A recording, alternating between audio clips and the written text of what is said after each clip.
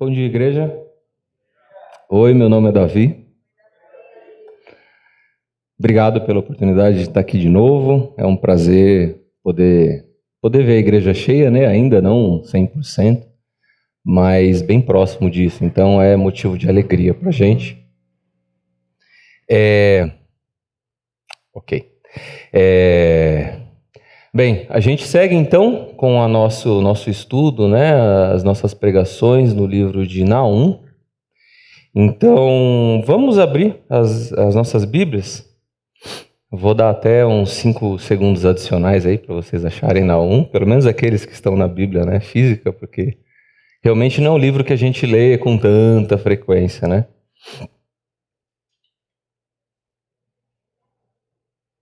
E eu queria ler só 2 versículos e vamos orar. Amém? Acharam? Diz assim, ó, no capítulo 2, verso 1. O destruidor avança contra você, Nínive. Guarde a fortaleza, vigie a estrada, prepare a resistência. Reúna todas as suas forças. O Senhor restaurará o esplendor de Jacó, restaurará o esplendor de Israel, embora os saqueadores tenham devastado e destruído as suas videiras. Vamos orar novamente? Senhor, a gente se aproxima da Tua palavra com humildade, Pai, pedindo que o Senhor nos instrua, pedindo que a Sua palavra ela seja soberana.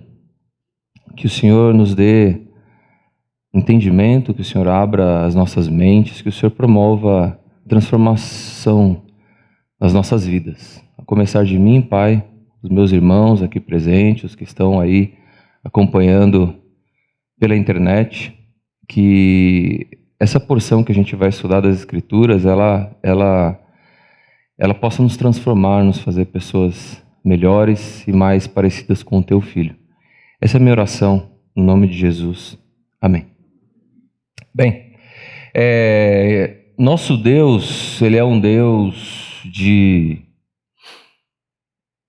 que honra, né? Que honra as suas promessas. Ele é um Deus que cumpre, que leva a cabo tudo aquilo que Ele diz, né? Ele é um Deus também de muitas palavras. Ele é um Deus de palavras que Ele compartilha conosco, palavras de amor, palavras de acolhimento, palavras de cuidado, palavras de conforto, também palavras de advertência, palavras de aviso de perigo iminente, palavras de juízo, palavras de justiça. Deus tem muito o que nos falar, né? E ao longo de toda a história bíblica, começando lá no Antigo Testamento, lá atrás, passando por todos, desde o próprio Adão, seus filhos, os patriarcas, Abraão, Isaac, Jacó, Moisés, o que vemos depois, todos os profetas, ele se revela como um Deus diferente da gente. Um Deus que ele consegue equilibrar muito bem seu amor e sua misericórdia, sua justiça e sua imparcialidade. Diferente de nós, que temos dificuldades em conseguirmos equilibrar muitos desses conceitos, ou amamos demais, ou faltamos da misericórdia, ou somos justos. Não, comigo é preto no branco. Não tem cinza. Às vezes, quando cinza precisa, né? A gente é obtuso, né? A gente vai para extremos muito facilmente. Deus não é assim. E a gente chega no livro de Naum, né? E aí, aqueles que talvez, né, já se aventuraram naquelas leituras anuais bíblicas, né? Não sei quantos aí já se aventuraram em fazer isso. E a gente começa a ler, né? Gênesis, aí você vai lendo Gênesis e, poxa, Gênesis, né, conversa com a gente. Tem várias histórias que a gente conta para as crianças e tal. E José, e aí tem a novela. E aí a gente vai conseguindo se conectar com as histórias, né? Em Gênesis, aí depois vai Êxodo e tal. Aí a gente chega em um texto como esse de Naum, onde, poxa, mas como que isso conversa comigo? Como que isso tem relevância para os meus dias? E aí é tanta simbologia, é tanta analogia, são tantos elementos que a gente fica confuso. Poxa, como que isso conversa comigo, né? A gente fica confuso porque a gente não consegue fazer senso de nada disso, né? A gente vive num mundo muito diferente desse aqui, ó, onde é o livro de Naum. Eu não sei quem teve a curiosidade, a gente começou a estudar semana passada, né? Naum, mas quem aí teve a curiosidade ao longo da semana de ler, né? O livro de Naum, deixa eu ir preparado para a pregação, tal, aquela coisa, e ler Naum. Eu não sei quem teve esse privilégio, né? Mas mesmo quem talvez tenha tido, fica aquela, poxa, mas eu não estou entendendo direito. É natural. Porque a gente está afastado do texto bíblico alguns milhares de anos. Alguns, de novo, eu vou repetir. Nós estamos afastados da narrativa de Naum pelo menos uns 2.300, 2.400 anos. É um outro mundo. Não tem absolutamente nada a ver conosco, né? Hoje a gente vive num mundo de pandemia. A gente vive no mundo, quem está na universidade sabe, né? Sentado nas cadeiras racionalistas lá da universidade, enfrentar toda aquela visão anti-religiosa, anti-Cristo, né? Toda uma visão que absolutamente não tem nada a ver, né, com Deus, com as Escrituras, e no mundo de, como eu disse, né, de injustiças, e a gente pensa, poxa, como tudo isso conversa comigo, né?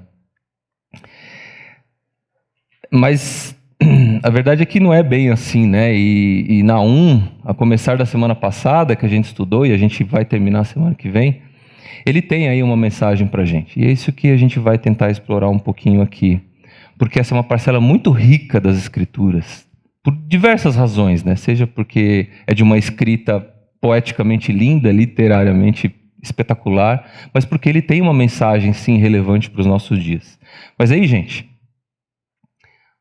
vamos voltar um pouco aí no tempo para a gente entender o conceito, o contexto histórico. Vamos agora voltar nossas Bíblias um pouco no livro de 2 Reis 17. Só para a gente entender um pouco o que está acontecendo aqui. Até as nossas Bíblias, às vezes, como ela está montada, talvez no Antigo Testamento ela não ajuda muito, né? Naum está lá no final e a gente vai falar do contexto de Naum voltando quase metade do Antigo Testamento, né? Mas tudo bem, vamos lá.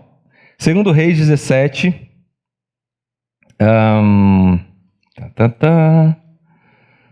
2 Reis 17, verso 3. Diz assim o texto sagrado.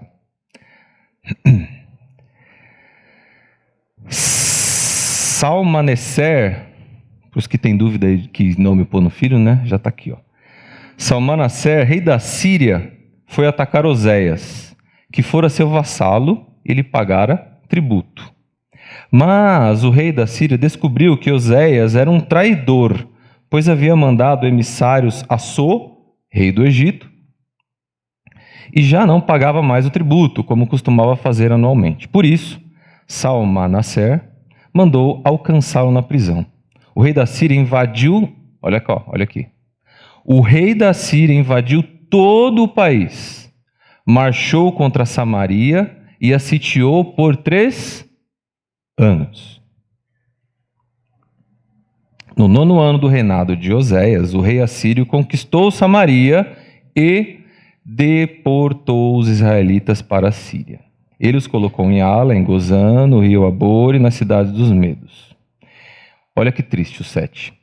E tudo isso aconteceu porque os israelitas haviam pecado contra o Senhor, o seu Deus, que os tirara do Egito, de sob o poder do faraó, rei do Egito. Eles prestaram culto a outros deuses e seguiram os costumes das nações que o Senhor havia expulsado de diante deles, bem como os costumes que os reis de Israel haviam introduzido. Vamos pular agora para o 24. Diz assim: o rei da Síria trouxe gente da Babilônia, de Cuta, de Ava, de Amate e de Sefarvaim, e os estabeleceu nas cidades de Samaria, para substituir os israelitas. Olha só, Olha a tragédia. Eles ocuparam Samaria e habitaram em suas cidades. Mais tragédia. Quando começaram a viver ali, não adoravam o Senhor. Por isso ele enviou leões para o meio deles, que mataram alguns dentre o povo. Então aqui você tem os israelitas que foram subjugados, como a gente viu aqui, politicamente. A Síria chegou, foi lá, passou o carro, acabou com a religião, acabou com a identidade, eles foram deportados, eles simplesmente deixaram os israelitas, o povo de Deus, desfigurados. Eles perderam identidade, enfim, tudo o que ocorreu. E aí eu trouxe uma fotinho para falar um pouco sobre quem é esses assírios aí, os caras que fizeram isso. Olha só, esse aqui é um dos reis. Olha a reputação dos caras. Eles eram brutos ao extremo, famosos pelo terror que eles infligiam, e eles eram cruéis com as suas vítimas. Olha o que eles faziam. Eles exibiam a cabeça dos cadáveres, cortavam o nariz, furavam os olhos dos derrotados. Eles, possivelmente, foi o império mais cruel da antiguidade, mais do que Roma, mais do que Alexandre o Grande, mais do que a Babilônia. Não teve ninguém mais cruel que os assírios. Olha o relato de um rei, olha só. O que ocorria? Os assírios, eles gravavam tudo, eles tinham uma forma de registro dos seus reis. E esse aqui é um desses registros desse rei aqui, ó. Eu construí uma coluna sobre a ponte de sua cidade. Esfolei todos os principais homens que haviam se revoltado e abri a coluna com suas peles. Forrei, eu vou ler ali que é melhor. Forrei a coluna com algumas e outras espetei em estacas sobre a coluna. Eles tinham esse costume de colocar as pessoas nas lanças, literalmente. Eles chamam essa técnica de empalar.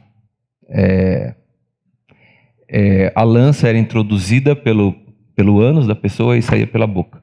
E eles deixavam a mostra. É isso que ele está falando aqui, ó.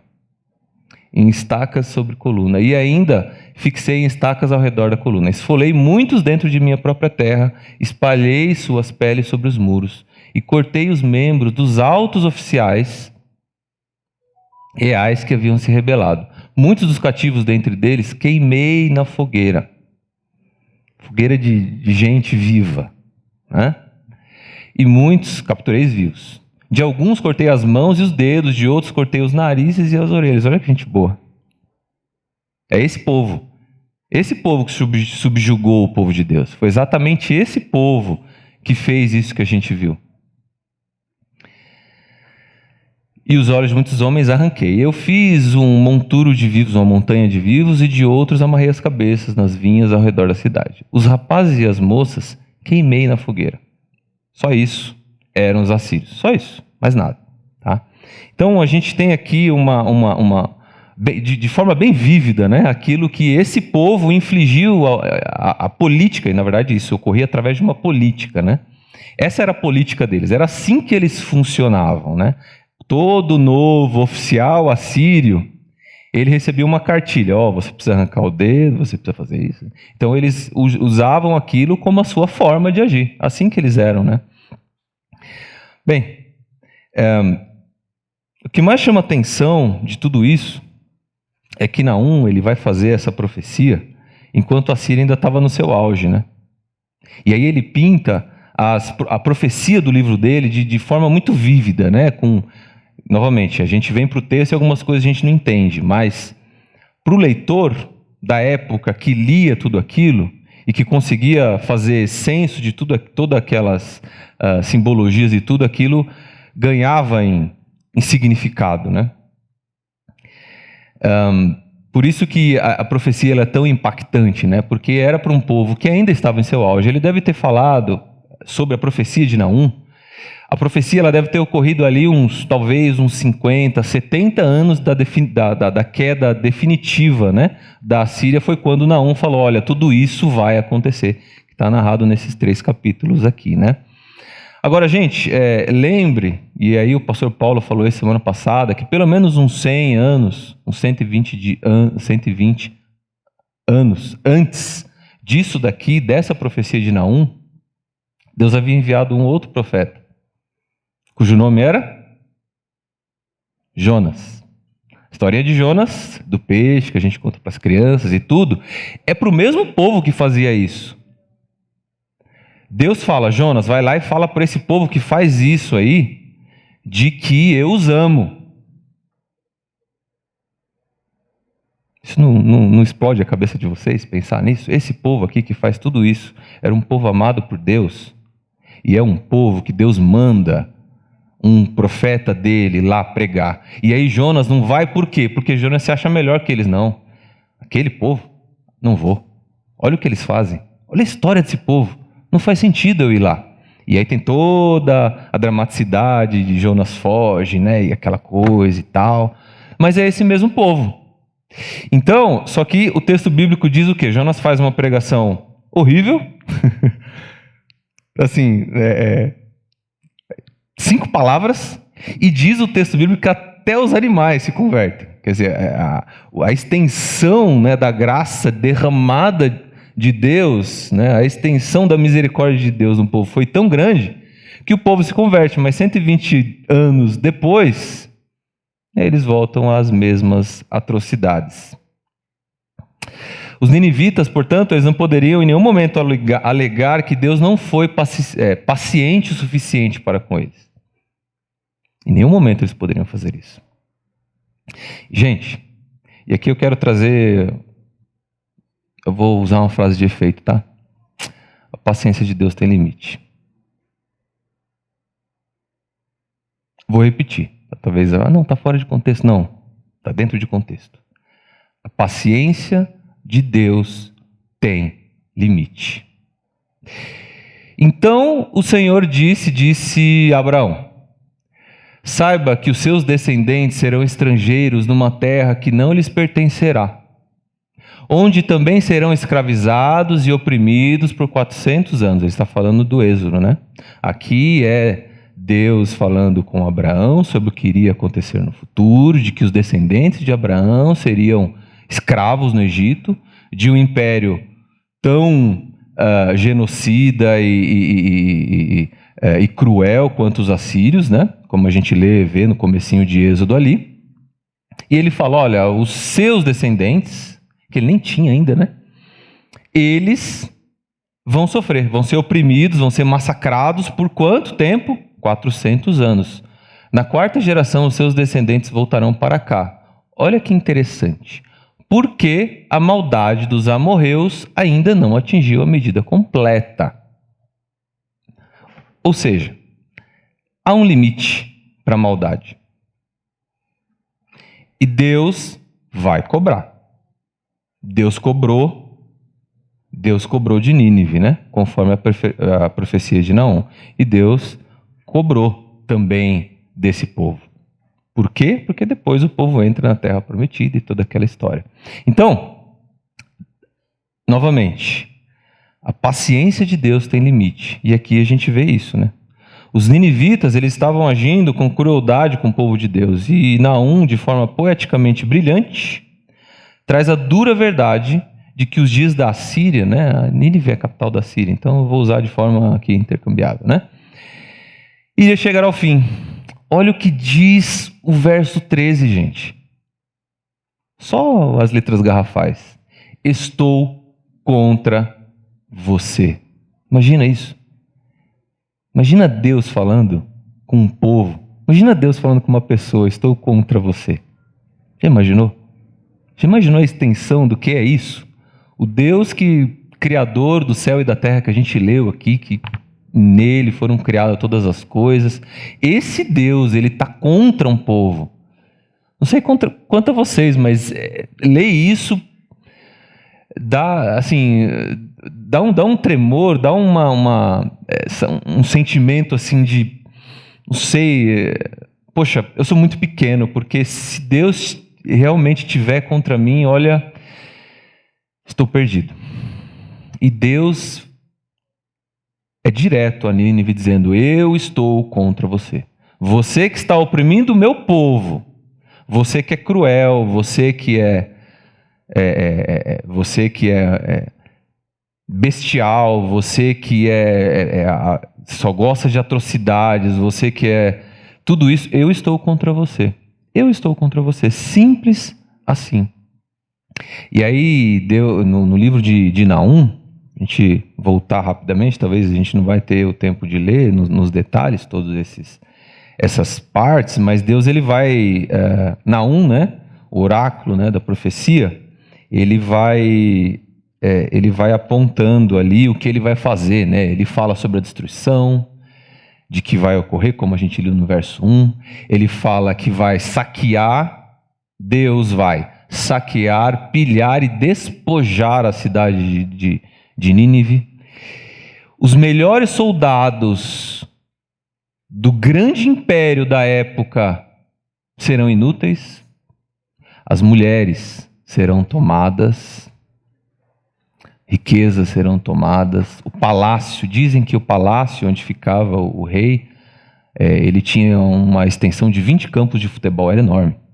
Para a época, né, a gente tem que pensar que a gente está falando do mundo antigo, onde esse tipo de coisa tomava proporção absurda. Talvez como o estado, sei lá, como a cidade de São Paulo inteira em extensão, porque, enfim, a forma de comparação é outra. Então eram 20 estádios, 20 campos de futebol. Era esse campo aqui onde o palácio ia cair. E depois ele faz uma metáfora riquíssima, né? Que é uma metáfora que é uma delícia, né? Que é essa metáfora do leão, né? No 2, 11 e 12. Vamos ler? Diz assim, ó. Onde está agora a toca dos leões? O lugar em que alimentavam seus filhotes. Para onde iam o leão, a leoa e os leõezinhos sem nada temer? 12. Onde está o leão que caçava bastante para seus filhotes, estrangulava animais para suas leoas, e enchia suas covas de presas e as suas tocas de vítimas? O leão, ele era o grande símbolo do rei assírio. Ele gravava, ele tinha na sua indumentária o leão, de novo, graças à arqueologia, tudo que a gente descobriu depois, desculpa. O leão era a grande figura do Império Assírio. Então, Naum usar esse termo para falar, cadê o leão? E esse leão aí que ele ia buscar a presa para a leoa, cadê? Onde está? Tem uma ironia absurda aqui do profeta em dizer, olha, aquilo que vocês mais valorizam é o que para mim é o que tem menos valor. E eles gostavam do leão pela ferocidade, a bestialidade, o rei das selvas, aquela coisa, a força e tal. Mas o Senhor, ao trazer a profecia aqui, ele vai direto naquilo que era o símbolo nacional dos caras.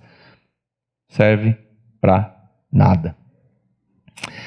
A desumanidade e a crueldade de um povo que não conhece a Deus acaba sendo, muitas vezes, um instrumento do próprio Deus para cumprir seu desígnio. Acho que vocês vão lembrar de Ciro, né? Deus falando, olha, o meu pastor, né? Ciro, algumas outras nações, elas foram utilizadas para, de forma pedagógica, ensinar o povo de Deus. Mas nunca, jamais, esses instrumentos dessa justiça de Deus, eles foram isentos de responsabilidade. Certo? Então, ainda que até a própria Babilônia, a Síria, serviu aos propósitos de Deus em algum momento para trazer Israel para os caminhos nos quais Deus queria que ele andasse, em nenhum momento eles eram isentos da sua responsabilidade. Né? Nínive iria cair pelo seu pecado e crueldade. E era um povo cruel, maligno, arrasando o povo de Deus, desfigurando sua esperança, sua identidade, sua cultura. Ia chegar o dia do acerto de contas. Nós temos então, gente, uma situação limite ali, né? Uma situação limite de um povo cruel, né? Uma situação extremamente problemática de crueldade, imperialismo desmedido, mas a gente também tem o quê? A graça de Deus, a graça superabundando. Onde nós temos um problema, nós temos a graça. No enredo bíblico, onde você tem um problema, você encontra a graça. O grande problema do povo desumano e impiedoso afligindo o povo de Deus é resolvido pela graça de Deus ao resgatar o seu povo. Olha esse texto, que lindo. Está no capítulo 1, mas é importantíssimo que a gente volte. Diz assim, ó: eis sobre os montes os pés dos que do que traz as boas novas. Onde vocês já, agora, os pés que traz as boas novas, alguém já leu em algum lugar aí da Bíblia, né? Talvez, né? Romanos. E a gente adora usar, né, nas conferências missionárias, né? Mas o texto de Romanos, na verdade, assim como Naum, ele chama Isaías falando exatamente sobre a libertação do povo de Deus. Os pés que trazem as boas novas são os pés da libertação do povo de Deus. Da boa mensagem de que o mensageiro que vem, ele vem para trazer salvação e libertação. A gente pode usar nos nossos eventos missionários, mas lembre-se, os bons pés que trazem as boas novas são as boas novas de libertação.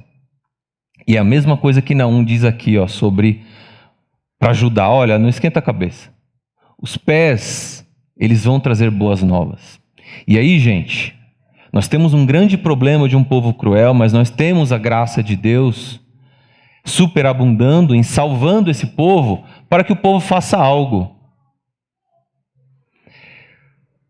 Nós sempre precisamos ter a consciência de que nós estamos em missão. Nós somos comissados, nós somos comissionados para algo. Nós não fomos salvos para a inatividade, nós somos salvos para algo, para uma missão. E aqui está a missão que ele coloca para aquele povo: celebra as tuas festas, ó Judá, cumpra os teus votos. Celebrar as festas e cumprir os votos significa volte e me obedeça da forma como eu quero que você faça. Isso que é celebrar a festa e cumprir os seus votos. A verdade é o seguinte, gente, que Naum, mais um relato, né, sobre a queda aqui de Nínive, né? Sol vermelho, né? Essa é a cidade que exulta, vivendo despreocupada, e dizia para si mesmo: eu e mais ninguém, eu me basto, né? Super humilde, né? É essa cidade. Olha só, Naum, ele não é um livro politicamente correto, se eu poderia dizer dessa forma, né? Porque ele é muitas vezes criticado porque ele traz essa questão do juízo, né, de Deus pondo a mão. E aí quando a gente vai para o Novo Testamento, poxa, mas e aquele Deus amoroso, e aquele Jesus e tal? E muitas pessoas têm essa dificuldade de conseguir entender, né, o amor de Deus versus a justiça. A gente fica naquela coisa meio como se justiça fosse antônimo de amor, né? Como se fossem coisas que não pudessem caminhar juntamente. Né? Então, se ele ama, ele não é justo. Se ele é justo, ele não ama. Então, a gente às vezes tem essa confusão na nossa cabeça, né? Claro, além, né, dessa questão aí de Deus colocando a mão e sendo contra um povo, a gente também tem aí né, essa questão sanguinária, por assim dizer, o contraste e tal com o Deus de bondade do Novo Testamento, né? E aí a gente tem a alegria do povo. A gente tem a alegria do povo com a destruição de Nínive. Poxa, mas como assim? Como o povo fica feliz em vendo outro povo sendo destruído, né? É claro que a gente fica muito mais à vontade lendo Jonas do que lendo Naum, parece, né? Mas, gente, a gente precisa das duas perspectivas, tá? A gente precisa da perspectiva de Deus, tanto na salvação, quanto no juízo. Vou repetir. A gente precisa das duas perspectivas. A perspectiva da soberania de Deus, tanto na salvação, quanto no juízo. Para restaurar o seu povo, foi exatamente isso que Deus fez lá em Êxodo. Muito tempo depois morreu o rei do Egito. Os israelitas gemiam e clamavam debaixo da escravidão, e o seu clamor subiu aos céus. Ouviu Deus o lamento desse e lembrou-se da aliança que fizera com Abraão, Isaque e Jacó. Deus olhou para os israelitas e viu qual era a situação deles. Acho que quem faz aí as aulas com a gente na escola dominical talvez já estejam, né, de tanto que eu falo isso, né? Ad nauseam, eu não paro de falar, mas eu vou repetir. A história bíblica é uma narrativa única. Única. É uma história somente. Criação, queda, redenção, consumação. E aí você vai ter uma porção de personagens e coisas ali no meio, contextos e tudo, mas a história bíblica é uma só. E não apenas isso, ela parece que se repete. Você tem um padrão de repetição pedagógico nas escrituras, onde as coisas elas acontecem algumas vezes, mais de uma vez, com outros contextos, outros personagens e tudo. Olha o que aconteceu aqui, gente. Em Êxodo aconteceu a mesmíssima coisa. O povo de Deus sendo afligido por uma nação estrangeira, imperial, cruel, desumana, e Deus reage. Deus reage, Deus se lembra. Então, a mesma coisa que Deus fez com Nínive também aconteceu aqui, né? E como que o perverso ele se manifesta nos nossos dias? A gente talvez não tenha, né, esse império nos afligindo, né, de forma tão direta, né? A gente talvez não esteja correndo o risco de perder os nossos narizes, de sermos empalados por aí. Mas o Senhor Jesus disse assim, ó, bem-aventurados são vocês quando por minha causa os insultares, perseguirem e levantarem todo tipo de calúnia contra vocês. Alegre-se e regozijem-se, porque grande é a recompensa de vocês nos céus, pois da mesma forma que perseguiram os profetas que vieram antes de vocês, também vocês serão perseguidos. Todo aquele que deseja viver piedosamente Cristo Jesus será perseguido. A vida cristã não é um mar de rosas não, tá, gente? Essa coisa de eu quero, eu decreto, eu consigo e... Pera lá. A vida cristã ela tem uma dinâmica um pouquinho diferente. Se a missão do nosso Senhor foi tomar uma cruz e sofrer, a nossa não pode ser diferente. A nossa não pode querer ser rico. A nossa não pode querer ter abundância. Nossa missão é outra. Totalmente outra. Da mesma forma que Deus garantiu a restauração do seu povo da mão de tiranos perversos no passado, a mesma lógica está sobre a vida da igreja. Em algum momento da história, Deus irá vindicar o seu povo. Vindicar é ter aquilo que é de direito. Sabe quando você perde a sua mala voltando de viagem? Você vai lá no Baggage Claim, né? Você vai lá ver a sua mala, essa mala ela é minha por direito. A justiça é algo por direito de Deus, porque Ele é um Deus justo. Bondade e salvação são componentes do Deus de justiça e juízo. A gente tem, né, uma dificuldade em pensar em termos de vingança divina.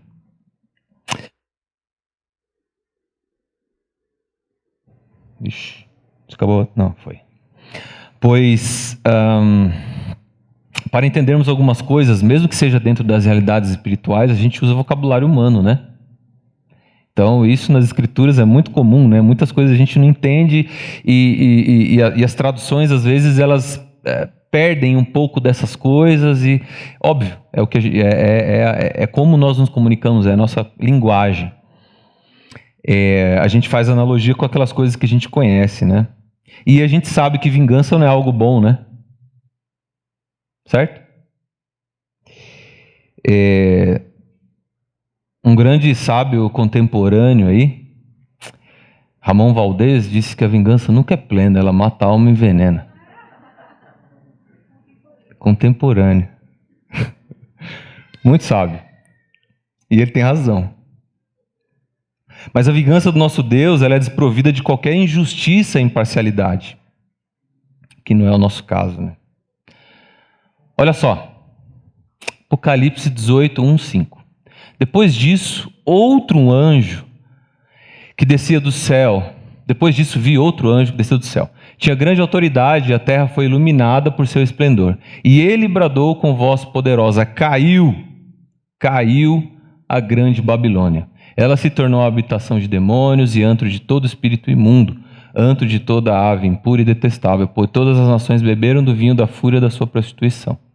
Então ouvi outra voz do céu que dizia: saiam dela, povo, saiam dela vocês, povo meu, para que vocês não participem dos seus pecados, para que as pragas que vão cair sobre ela não os atinjam. Pois os pecados, olha isso, pois os pecados da Babilônia acumularam-se até o céu. Onde a gente acabou de ler isso? Os pecados que se acumulam até o céu. Está vendo, gente, como as escrituras têm uma história só? Os pecados da Babilônia acumularam-se até o céu, e Deus se lembrou dos seus crimes. E por isso, Babilônia vai cair. O texto continua ainda falando sobre a Babilônia e diz assim, depois disso, ouvi no céu algo semelhante à voz de uma grande multidão que exclamava: Aleluia. O que é aleluia? Louvai a Javé, louvai a Jeová, louvai a Deus, celebrai, júbilo, aleluia. Por que aleluia? Porque caiu a grande Babilônia. A salvação, a glória e o poder pertencem ao nosso Deus, pois verdadeiros e justos são os seus juízos. Ele condenou a grande prostituta que corrompia a terra com sua prostituição. Ele cobrou dela o sangue dos seus servos. E mais uma vez a multidão exclamou: Aleluia! A fumaça que dela vem sobe para todo sempre. Os 24 anciãos e os seres viventes prostraram-se a adorar a Deus que estava sentado no trono e exclamaram: Amém, Aleluia! O povo de Deus celebra a queda do ímpio, do injusto. O povo de Deus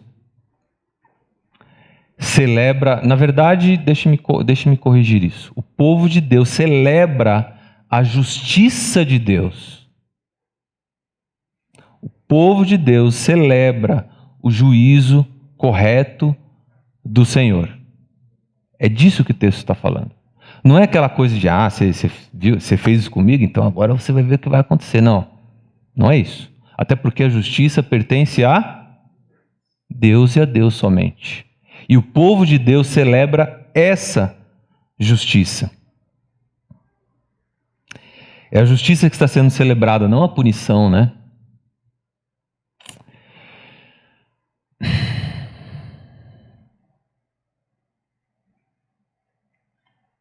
A alegria, ela provém de um espírito, não provém de um espírito egoísta de vingança, mas de uma promessa cumprida por Deus de vindicar a honra do seu nome justo. É isso que está em questão aqui, o nome justo do Senhor, né? Não deixando o pecado impune e mostrando que o seu povo estava certo e o veredito conferido pelo mundo ímpio contra os santos estava errado. Olha só, gente, a gente tem que tomar cuidado para a gente às vezes não também querer ser mais santo que Deus, né? Eu trouxe essa parcela aqui porque eu acho que é algo para a gente pensar um pouco. Olha, o homem profundo e verdadeiramente religioso, dentro do nosso contexto, né, de cristianismo, é sempre um homem de ira. Por quê que ele é um homem de ira? Uma vez que ele ama a Deus e ao seu próximo como a ele mesmo, ele odeia e despreza a desumanidade, a crueldade e a perversidade. Todo homem bom às vezes profetiza como Naum. Teorizar sobre opressão e imperialismo é a mesma coisa que sofrer.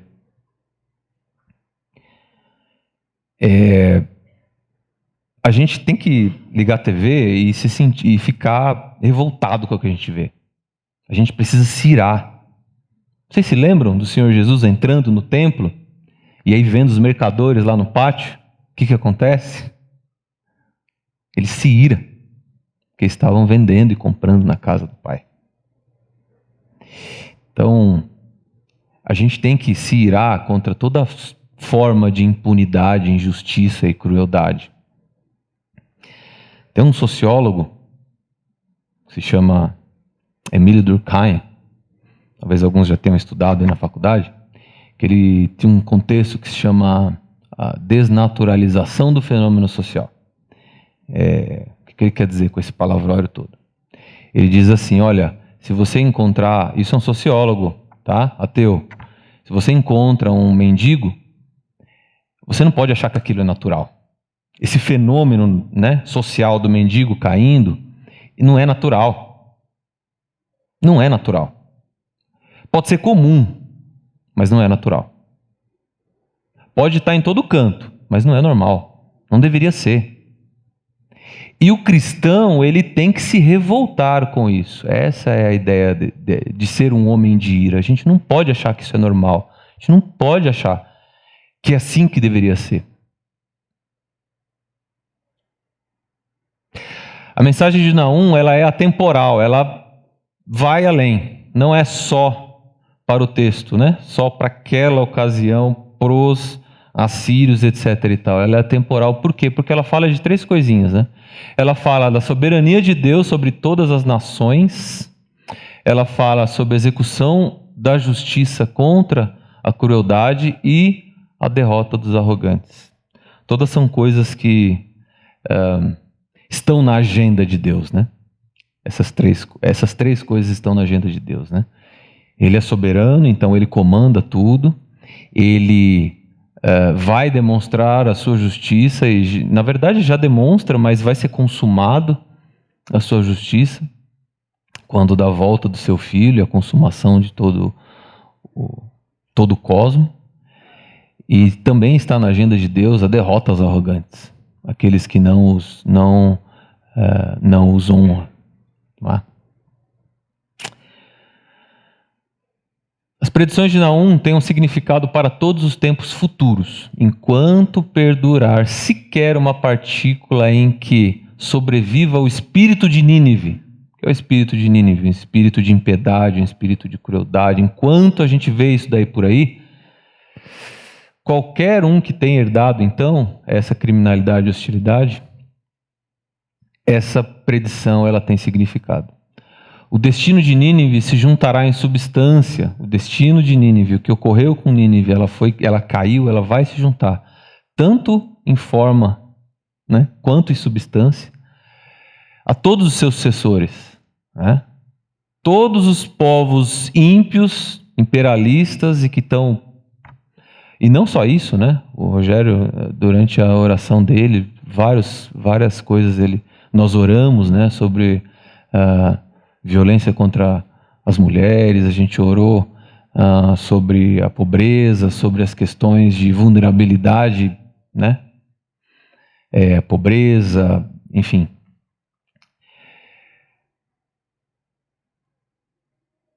Tudo isso ela representa, né? Ela, de uma certa forma, ela representa esse espírito de Nínive, né? Enquanto o último adversário de Deus e da salvação humana não for finalmente vencida em plena essência, então essa profecia ela continua. A profecia ela continua. Deus vai cumprir a promessa dele. E que essa manhã a gente possa lembrar, né, de que é nesse Deus que a gente está apoiado. É um Deus que resgata seu povo, um Deus que ama incondicionalmente cada um de nós, mas que exerce a sua justiça. Cabe a nós, como a gente leu no texto de Nínive, né? Celebrarmos as nossas festas, mas também cumprirmos os nossos votos. Você tem sido fiel, meu irmão? Você tem cumprido seus votos? Que Deus nos dê a misericórdia e sobre ele esteja o seu amor para que nós possamos ser fiéis a todo instante. Amém?